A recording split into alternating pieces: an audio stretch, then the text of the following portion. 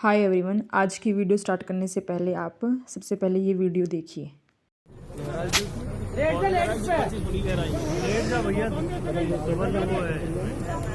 सीधी सामने गाड़ी दागी, गाड़ी के साथ पानी में पड़ा हुआ इंसान आधे घंटे से। The report confirms that Yuvraj died due to suffocation and also mentions heart failure. तो इस वीडियो में दिखाया गया है कि जो अभी हमारे जो इंजीनियर थे युवराज मेहता, उनका भी क्या हुआ गया। नोएडा में धुंध की वजह से वो क्या हो गए, एक सड़क के पास खड्डा था जिसमें जाकर वो गिर गए और वहाँ पर पानी भरा हुआ था। तो पानी भरने की वजह से वो उसके अंदर डूब गए। जैसे तैसे वो अपने गाड़ी से बाहर निकल कर आए तो उन्होंने गाड़ी के ऊपर चढ़कर अपने मोबाइल की टॉर्च जलाकर आसपास के लोगों को हेल्प के लिए बुलाया। वहाँ पर बहुत भीड़ इकट्ठा हो गई। उसने अपने पेरेंट्स को कॉल किया और पेरेंट्स भी वहाँ भी पहुँच गए। तो पेरेंट्स, इनके पिताजी का कहना है कि उन्होंने वहाँ पर आकर 112 नंबर पर कॉल किया और वहाँ पर जो पुलिस थी वो कम से कम 20-22 मिनट बाद आई। तो उन्होंने वहाँ पर फायर ब्रिगेड को बुलाया और फायर ब्रिगेड देख रहे थे कि कैसे इनको बचाना है वहाँ पर।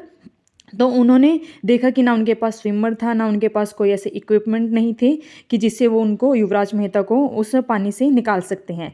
जैसे तैसे हुआ, उनके बहुत जद्दोजहद के बाद उन्होंने फिर एक रेस्क्यू टीम को बुलाया, लेकिन रेस्क्यू टीम ने भी समझने में देरी लगाई। तो इसमें फिर कुछ ही समय बाद एक क्या थे, जो फ्लिपकार्ट के डिलीवरी बॉय थे, उन्होंने उनकी जान बचाने की कोशिश की, लेकिन जब तक उनकी जान बचाते तो जो हमारे युवराज मेहता हैं उनकी डेथ हो गई।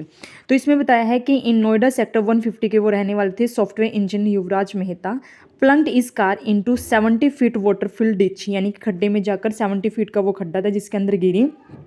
ही screamed for help from the roof for 2 hours. 2 घंटे तक वो अपनी गाड़ी की रूफ पर चढ़कर चिल्लाते रहे कि प्लीज़ हेल्प मी। एंड उसके फादर जो कि कुछ दूरी पर खड़े थे वो उनको हेल्पलेसली सुन रहे थे। एंड एक डिलीवरी बॉय यानी कि जो फ्लिपकार्ट का था, उन्होंने एक रोप के साथ कूद कर उसे बचाने के लिए गए, लेकिन जब तक वो जाते युवराज जो थे उनकी डेथ हो गई थी। रेस्क्यू पुलिस और जो एनडीआरएफ है, उन्होंने 5 घंटे लगाए उनको बचाने के लिए, पर एट द एंड वो उनको बिल्कुल भी बचा नहीं पाए। तो अब इससे ये पता चलता है कि क्या उनके पास ऐसी कोई समझ नहीं थी कि उनको कैसे रेस्क्यू किया जा सकता है। क्या इसे लापरवाही माना जा सकता है पुलिस की और एनडीआरएफ की, कि क्या उन्हें नहीं पता था कि उन्हें किस प्रकार से बचा सकता है। इसमें ये भी बताया गया है कि वो कूदने से पहले देख रहे थे कि पानी ठंडा होगा, या पानी ठंडा होगा तो कितनी गहराई में होगा। ये सब नॉलेज उन्हें पहले होनी चाहिए कि किस प्रकार किसको बचा सकता है। जब फायर ब्रिगेड आई तो उन्हें पता चला कि हमारे पास तो कोई स्विमर ही नहीं है कि हम इसको कैसे बचा सकते हैं। फिर उन्होंने वहाँ पर रेस्क्यू टीम को बुलाया कि वो उन्हें बचाएंगी। तो ऐसे करते करते उन्होंने कम से कम 5 घंटे ले लिया। लेकिन जो युवराज मेहता जो कि 27 साल के थे, कि इंजीनियर थे, उन्होंने पूरी जद्दोजहद की अपने आप को बचाने के लिए, लेकिन नहीं, उनका वो जब तक उसे बचाते तो उनके लंग्स में, उनके हार्ट में पूरी तरह से पानी भर चुका था और वो अब क्या रहे, इस दुनिया में नहीं रहे। उनकी अब डेथ हो गई। किसकी वजह से? सिर्फ एक पुलिस की लापरवाही की वजह से, एनडीआरएफ की लापरवाही की वजह से, फायर ब्रिगेड की लापरवाही की वजह से। उन्होंने सब पर कॉल कर दिया, अपनी फैमिली पर, 112 नंबर पर, जिन्होंने आने में टाइम लगाया। तो ये टोटली देखा जाता है कि ये एक लापरवाही थी यूपी पुलिस की। Back to our channel and welcome to the Hindu newspaper analysis of 21 January 2026। जैसा कि आपको पता है कि हम इस वीडियो में द हिंदू न्यूज़पेपर के आर्टिकल डिस्कस करते हैं। तो इसमें जो आज के हिंदू न्यूज़पेपर में आर्टिकल आए हुए हैं, फर्स्ट आर्टिकल है हमारा, क्या कहता है कि जो ईवी मतलब कि electric vehicle boom is accelerating A copper crunch, यानी कि अभी देखा गया है कि जो कॉपर है उसमें कहीं ना कहीं क्या है, कमी आ रही है, बिकॉज ऑफ द जो इलेक्ट्रिक व्हीकल है उसमें हम ज़्यादा यूज़ कर पा रहे हैं। देखेंगे अभी पूरा क्या इसमें बताया गया है। सेकंड जो हमारा आर्टिकल है वो क्या है कि how reusability can lead to sustainable cost effectiveness access to space, कि जैसे हम अभी क्या कर रहे हैं, रॉकेट वगैरह लॉन्च कर रहे हैं, तो उसमें कहीं ना कहीं क्या है, जो हमारा कचरा है एक तरह से वो बढ़ता जा रहा है। तो उसके बारे में हम देखेंगे क्यों हम रिज्यूबिलिटी पर जोर दे रहे हैं। तो ये हमारा सेकंड आर्टिकल। और जो थर्ड आर्टिकल है वो क्या है कि इसके अंदर एक स्पाइडर के बारे में बताया गया है जिसका नाम क्या है, डार्विन बाग। तो हम इसमें देखेंगे कि क्या कुछ वो उसका जो वेब है वो टफेस्ट होता है, तो उसके बारे में हम डिस्कस करेंगे। एंड फोर्थ आर्टिकल जो हमारा है वो क्या है, पैक्स सिलिका, जो हमने पहले भी डिस्कस किया हुआ है। तो इसके अंदर देखेंगे कि उसकी पैक्स सिलिका का इंडिया के लिए क्या इंपॉर्टेंस है। तो हम आज का जो फर्स्ट आर्टिकल है वो क्या कहता है, फर्स्ट आर्टिकल कहता है कि द ईवी बूम, एक second, the EV boom is accelerating A copper crunch, यानी कि कहता है कि जो ईवी यानी कि इलेक्ट्रिकल व्हीकल वो क्या कर रहा है, एक तरह से उसमें जो कॉपर है उसके अंदर उछाल आया है, because of we use the copper in electric vehicle, कि हम कॉपर का जो यूज करते हैं किस किस में यूज करते हैं, इलेक्ट्रिक व्हीकल में। तो जो इस आर्टिकल में है उसमें बताया गया है कि जो कॉपर है उसका हम अभी देखो क्या है कि हमारा क्या है, ग्लोबल वार्मिंग क्या है, दिन पर दिन बढ़ रहा है। तो उस ग्लोबल वार्मिंग को कम करने के लिए हम जो व्हीकल वगैरह है अपने, वो ज़्यादा किसकी तरफ जा रहे हैं, इलेक्ट्रिक व्हीकल की तरफ जा रहे हैं, कि किससे क्या होगा, इससे जो हम पोल्यूशन वगैरह कर रहे हैं उसको हम कम कर सकते हैं। अब बात आती है कि जो इलेक्ट्रिक व्हीकल है उसके अंदर किस चीज़ का यूज़ होता है, तो उसके अंदर हम जो है मेटल्स का यूज़ करते हैं, जैसे कि लिथियम का यूज़ करते हैं और कॉपर का यूज़ करते हैं। अब हम जितना इलेक्ट्रिक व्हीकल को अब बढ़ाएंगे तो उसके लिए हमें क्या किसकी जरूरत पड़ेगी, कॉपर और साथ में लिथियम वगैरह जो भी हम इलेक्ट्रिक व्हीकल में मेटल का यूज करते हैं। है कि जो कॉपर है उसको हम किसके लिए यूज कर रहे हैं, हम ग्रीनर फ्यूचर की ओर एक तरह से बढ़ रहे हैं, तो हम किसका यूज कर रहे हैं, हम कॉपर का यूज कर रहे हैं। तो जो कॉपर है वो बताया गया है कि जो कॉपर है एक तरह से बैकबोन है किसके लिए, इलेक्ट्रिक व्हील बैटरीज के लिए, मोटर के लिए और वायरिंग के लिए। जैसा कि पता है कि जो वायर्स है वो तकरीबन किसकी बनती हैं, कॉपर की बनती हैं। तो कॉपर की बनती है तो हमें उसके लिए, वायर के लिए, इलेक्ट्रिक व्हीकल्स के लिए हमें किसकी जरूरत होगी, कॉपर की जरूरत होगी। तो इससे क्या होगा, जो कॉपर है वो ज्यादा यूज किया जाएगा। तो इसी तरह से बताया गया है कि जो इलेक्ट्रिक व्हीकल है उसके अंदर जो कॉपर है एक तरह से बैकबोन का काम करता है। अभी हम इसमें देखते हैं कि जो कॉपर है, एक सेकेंड, जो कॉपर है उसका जो इसका हम यूज कर रहे थे कि वो कम से कितना यूज कर रहे थे, 39,000 टन्स इन 2016। हम 2016 में जो कॉपर था उसका यूज हम कितना 39,000 टन का यूज कर रहे थे, लेकिन अभी वो क्या हुआ 2024 में बढ़कर कितना हो गया, 1.51 मिलियन टन्स के आसपास हो गया। किस लिए कर रहे हैं हम उसका यूज, इलेक्ट्रिक व्हीकल सेल्स के लिए, यानी कि इलेक्ट्रिक व्हीकल्स को बनाकर and then we sell it, तो हम इसके लिए इसको यूज कर रहे हैं, जो कि अभी उसका कितना हो गया है 1.1 मिलियन टन्स इसका हम यूज कर रहे हैं, किसका, कॉपर का। तो इस आर्टिकल में बताया गया है कि कहीं ना कहीं इसके जो कॉपर है उसमें कहीं उछाल आया है, तो इसके बारे में पूरा है। तो हम देखते हैं कि जो कॉपर है जेपीएससी में आएगा वो क्या है कि कॉपर क्या है क्या नहीं। तो जो कॉपर है एक तरह से क्या है, मालिएबल एंड डक्टाइल मेटल है। मालिएबल का मतलब क्या होता है, मैलिएबिलिटी का मतलब होता है कि जिसे हम क्या कर सकते हैं, हम इसको एक तरह से थिन सीट में या फिर रोल्ड या फिर उसको तोड़ कर या क्रैकिंग करके हम उसका यूज कर सकते हैं। एंड डक्टाइल का मतलब क्या होता है कि हम इसे किसी भी तरह से हम फोल्ड कर सकते हैं, कि जितनी भी थिन वायर में हमें यूज करना है हम इसको यूज करते हैं। जैसे कि हमने देखा कि जो वायर्स होती हैं उसके अंदर क्या होता है कि कॉपर होता है, बिल्कुल पतली पतली लेयर में क्या होता है उसके अंदर जो वायर्स होती हैं।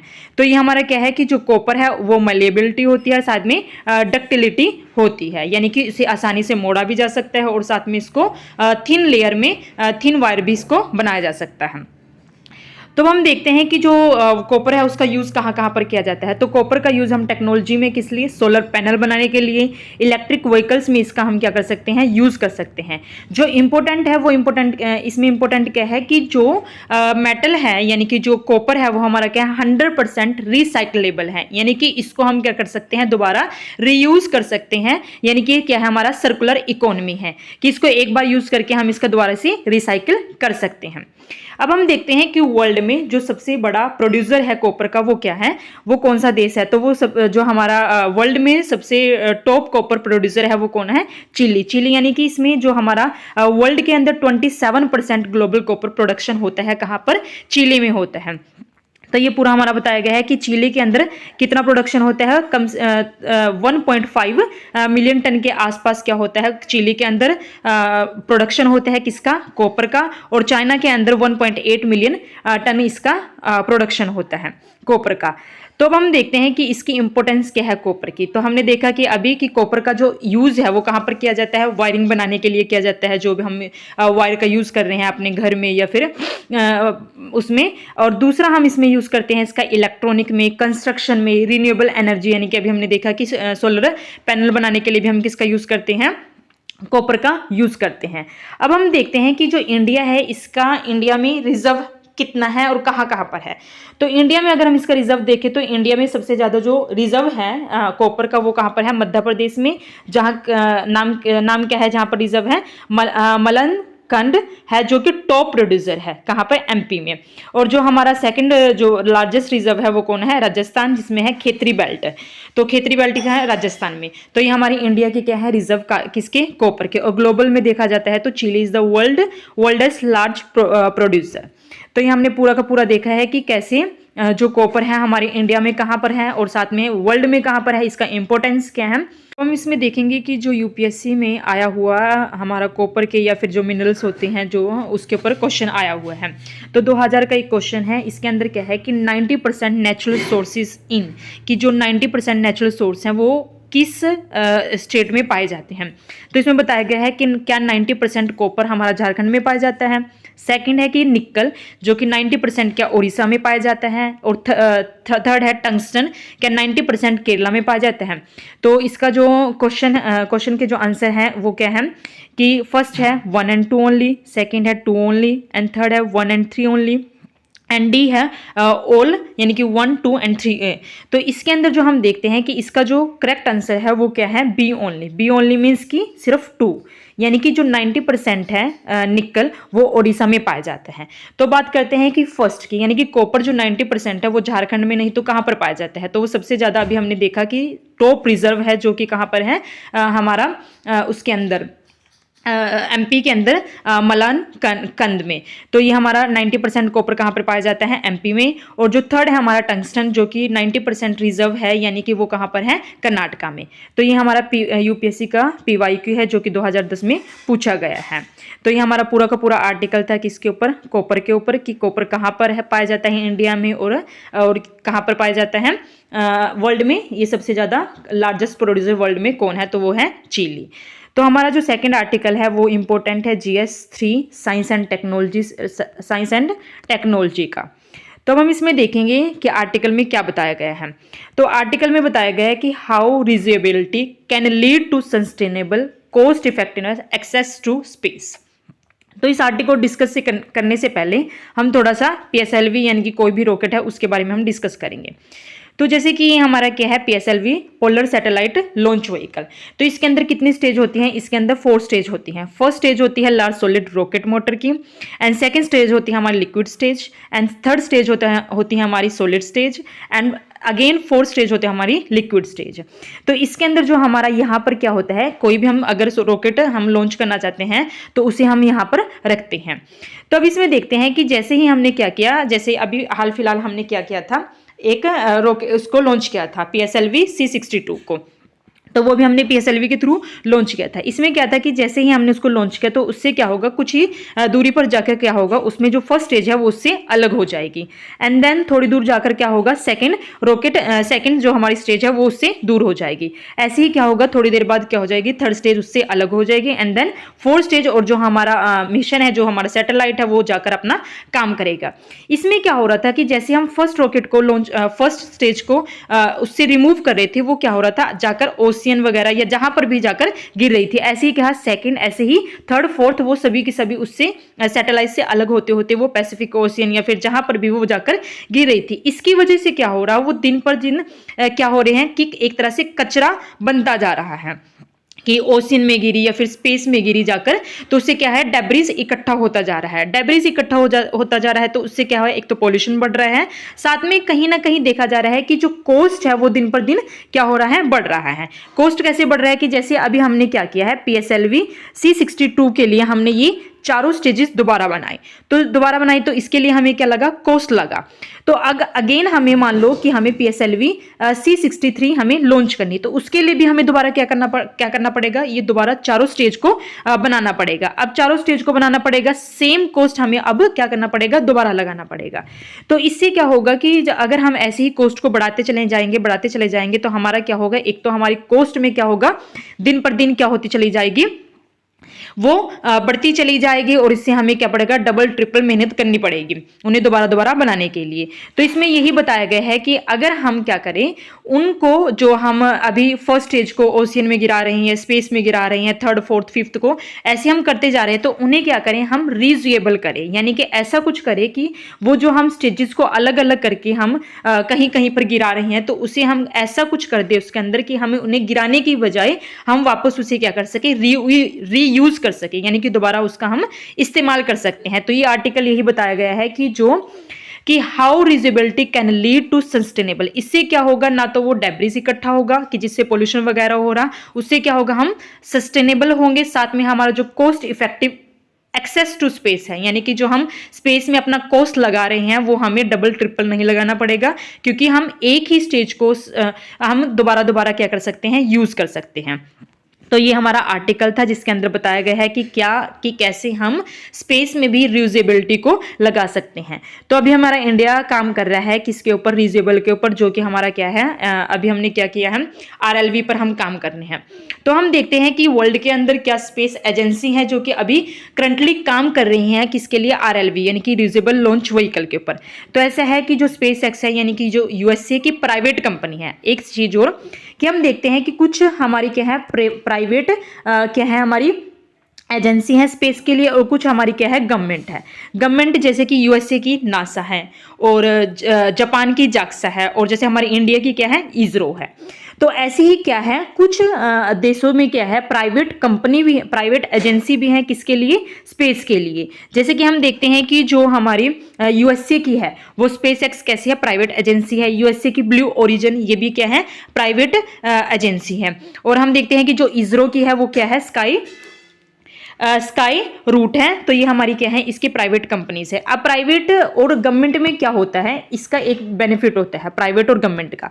प्राइवेट का क्या है कि वो क्या करेंगे, जैसे गवर्नमेंट है, गवर्नमेंट को क्या होगा कि हमने इतना क्या किया है, हमने बजट दिया है कि हमें इस सैटेलाइट पर इतना बजट करना पड़ेगा। बट प्राइवेट में क्या होगा, उसे कोई ऐसा कॉस्ट प्राइस पर कोई ज़्यादा ध्यान नहीं देना है। वो क्या करेगा, अपनी सिर्फ मिशन को लॉन्च करेगा, उसे एक तरह से कॉस्ट के लिए ज़्यादा उस पर फोकस नहीं होना पड़ता है। तो अब हम देखते हैं कि जो SpaceX है, क्या उसने कोई ऐसा RLV बनाया है, क्या कोई ऐसा RLV किया है। तो हाँ, USA ने कौन सा, SpaceX यानी कि USA की एक प्राइवेट एजेंसी है, उसने क्या है, Falcon 9 बनाया था, जो कि एक तरह से RLV का काम करता है। यानी कि वो क्या करेगा, अपने सैटेलाइट को लॉन्च करेगा और वापस लैंड हो जाएगा कि वो क्या कर सके, उसे हम दोबारा रीयूज कर सकते हैं। ऐसे ही क्या है कि USA की एक ब्लू ओरिजिन है, उसने भी क्या है, एक न्यू शेपर्ड, यानी कि ये भी क्या है, हम द्वारा रीयूज इसको कर सकते हैं। ऐसे ही क्या है, JAXA यानी कि जापान की है, उसने क्या है, JAXA यानी कि जापान की और USA यूरोप दोनों ने मिलकर क्या किया था, इस एक रीयूजेबल लॉन्च सिस्टम को उसके ऊपर रिसर्च करना शुरू किया था। अब बात करते हैं इसरो, क्या इंडिया ने ऐसा कुछ बनाया है? यस, इंडिया ने क्या है, reusable launch vehicle technological demonstration, इसके ऊपर काम किया है। इसको एक तरह से सक्सेसफुली इसकी लैंडिंग की है कि हम इसको क्या कर सकते हैं, दोबारा रीयूज कर सकते हैं। अब बात करते हैं रीयूजेबल लॉन्च व्हीकल क्या है, कि रीयूजेबल लॉन्च व्हीकल का मतलब है एक तरह से हम क्या करें, एक RLV यानी कि दोबारा उसको हम रीयूज कर सकते हैं। इससे क्या होगा कि अगर हम RLV को लॉन्च करते हैं तो फर्स्ट इसका क्या होगा कि हमें बार बार कॉस्ट नहीं लगाना पड़ेगा। तो कॉस्ट नहीं लगाना पड़ेगा तो इससे कहीं ना कहीं इसरो को ज्यादा कॉस्ट की चिंता नहीं होगी, वो अपने लो कॉस्ट में और रिलायबल टेक्नोलॉजी का यूज कर सकता है, जिससे वो क्या कर सकते हैं, अपने सैटेलाइट रॉकेट को लॉन्च कर सकते हैं। तो ये हमारा क्या है, RLV का एक तरह से काम है। तो हम इसमें देखते हैं कि RLV क्या है। तो हमने क्या RLV पर काम किया है? यस, इंडिया ने एक तरह से काम करना शुरू किया था, लो कॉस्ट कब स्टार्ट करना शुरू किया था, 2010 में। तो ये पूरा का पूरा हमारा आर्टिकल था RLV के ऊपर, यानी कि कैसे हम क्या कर सकते हैं, RLV का यूज कर सकते हैं। इससे क्या बेनिफिट होगा, एक तो हमारे एनवायरनमेंट के लिए ठीक रहेगा, और साथ में जो हमारा कॉस्ट इफेक्टिव है वो ठीक रहेगा, उसे हम ज़्यादा नहीं लगाना पड़ेगा। एक बार हमने स्टेज बना ली तो उसको हम दोबारा रीयूज कर सकते हैं। तो ये हमारा सेकंड आर्टिकल था। अब बात हम करते हैं थर्ड आर्टिकल की। तो थर्ड आर्टिकल क्या कहता है कि why only female Darwin bark spider weave the toughest web, कि जो एक फीमेल डार्विन बाग स्पाइडर है वो क्या कर सकती है, टफेस्ट वेब बनाती है, यानी कि स्ट्रॉन्ग वेब बनाती है जो कि स्टील से भी स्ट्रॉन्ग होता है। तो इसके अंदर ये बताया गया है कि जो स्पाइडर है डार्विन बाग स्पाइडर, वो क्या करती हैं कि सबसे ज़्यादा, ओनली फीमेल की बात की है, नॉट मेल, तो इसमें कहते हैं जो फीमेल डार्विन बाग है वो एक टफेस्ट वेब, यानी कि जितना ज़्यादा मजबूत हो सकता है उतना ज़्यादा मजबूत वो क्या करती है, वेब बनाती है। तो इसके अंदर जो हम देखेंगे कि डार्विन बाग क्या होती है। तो डार्विन बाग की बात करें तो इसका साइंटिफिक नेम है कैरियोस्ट्रीस डार्विनी, और इसकी डिस्कवरी कहाँ पर की गई थी, मेडागास्कर 2009 में। इसका हैबिटेट यानी कि कहाँ पर रहती है, ये reverse and lake in Madagascar में ये रहती है। तो इसका हैबिटेट क्या है, मेडागास्कर। तो हम इसमें देखते हैं कि ये किस लिए फेमस है, इसका यूनिक फीचर क्या है। तो ये इसका यूनिक फीचर है कि ये टफेस्ट सिल्क बनाती है। इस dragline silk in the toughest biological material known as combining high strength and the external superview of Kevlar, यानी कि ये क्या कर सकती है कि ज़्यादा टफेस्ट सिल्क बनाती है। दूसरा, ये फाउंड कहाँ पर की जाती है, मेडागास्कर में की जाती है। इसकी जो स्ट्रॉन्ग होती है स्टील और आयरन से भी ज़्यादा स्ट्रॉन्ग होती हैं। और साथ में जो इसका इम्पोर्टेंट है कि जैसे हम देखते हैं कि हमारी बॉडी में बहुत सारी चीज़ें हैं जो स्ट्रॉन्ग होती है, लेकिन अगर हम बायोलॉजिकल मटीरियल की बात करते हैं ऑन अर्थ, तो वो क्या है, वो क्या है, हमारा जो इसका स्पाइडर सिल्क है वो क्या है, सबसे ज़्यादा स्ट्रॉन्ग है ऑन अर्थ। मटेरियल की बात की जाती है, बायोलॉजिकल मटेरियल की अगर बात करते हैं तो वो क्या है, स्पाइडर सिल्क है। तो ये हमारा पूरा का पूरा आर्टिकल था किसके ऊपर, स्पाइडर के ऊपर, जिसका नाम है डार्विन बाग, जो कि फीमेल है। फीमेल का ही सबसे टफेस्ट वेब होता है। तो अब हम इसमें देखेंगे फोर्थ आर्टिकल जो कि हमने पहले भी डिस्कस किया हुआ है कि पैक्सिलिका की the importance of Pax Silica for India, कि इंडिया के लिए पैक्सिलिका की क्या इंपॉर्टेंस है। तो हम इससे सबसे पहले देखते हैं कि जो पैक्सिलिका वो होता क्या है। तो जो पैक्सिलिका है वो यूएसए के द्वारा लेकर आए गए हैं, यानी कि जो पैक्सिलिका को जो पैक्सिलिका के लीडर हैं वो कौन है, यूएसए हैं, यानी कि इसको यूएसए चला रही हैं।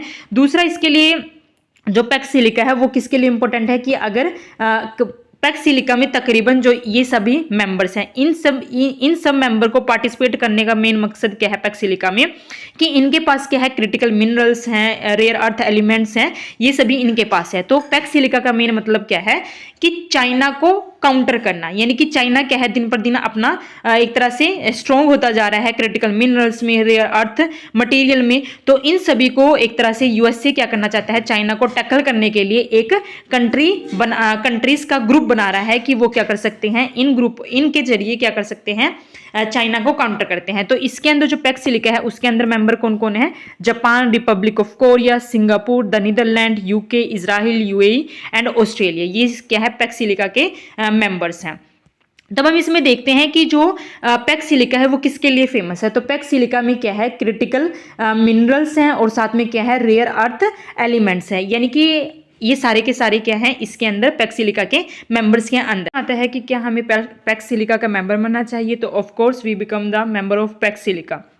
तो पैक्सिलिका का मेंबर बनने से हमें क्या होगा, तो फर्स्ट ऑफ ऑल हमें क्या होगा, अगर हम पैक्सिलिका का मेंबर बनते हैं तो हमें कहीं ना कहीं क्या होगा, क्रिटिकल मिनरल्स में हेल्प मिलेगी, और साथ में किसमें, रेयर अर्थ एलिमेंट्स में हमें क्या मिलेगी, हेल्प मिलेगी। हेल्प मिलने का मतलब क्या है कि हम कहीं ना कहीं क्या करते हैं, जैसे कि अभी हम क्या कर रहे हैं, इलेक्ट्रिक व्हीकल्स की तरफ जा रहे हैं, तो उसमें कहीं ना कहीं इलेक्ट्रिक व्हीकल्स बनाने के लिए हमें क्रिटिकल मिनरल्स की जरूरत पड़ती है, तो हम वहाँ पर उनका यूज़ कर सकते हैं, और साथ में रेयर अर्थ एलिमेंट्स का। तो यही है कि अगर हमें अपॉर्चुनिटी मिल रही है पैक्सिलिका का मेंबर बनने के लिए, तो of course we become the member of Pax Silica. तो ये पूरा का पूरा एक तरह से क्या था, एक पैक्सिलिका चलाया जा रहा है। तो इसका एम तो यही है कि हम चाइना को काउंटर करें, यूएसए और उसकी जो पार्टिसिपेट कंपनी है, तो वो क्या कर सकते हैं, काउंटर करें किसको, चाइना को। और ये एक तरह से इनिशिएटिव है किसके लिए, the initiative respond to the growing demand to deepen economic and technological cooperation with the USA, कि हम कर सकते हैं यूएसए के साथ इकोनॉमी और साथ में टेक्नोलॉजिकल कोऑपरेशन बनाकर उसमें हम अपनी देश को कहीं ना कहीं आगे बढ़ा सकते हैं। तो ये हमारा पूरा आर्टिकल था पैक्सिलिका के लिए। तो ये आज की पूरी वीडियो थी। तो प्लीज़ कमेंट बॉक्स में बताना कि आपको आज की वीडियो कैसी लगी। अगर अच्छी लगी हो तो लाइक करना, and please do subscribe my channel, and thank you for watching my video. So thank you.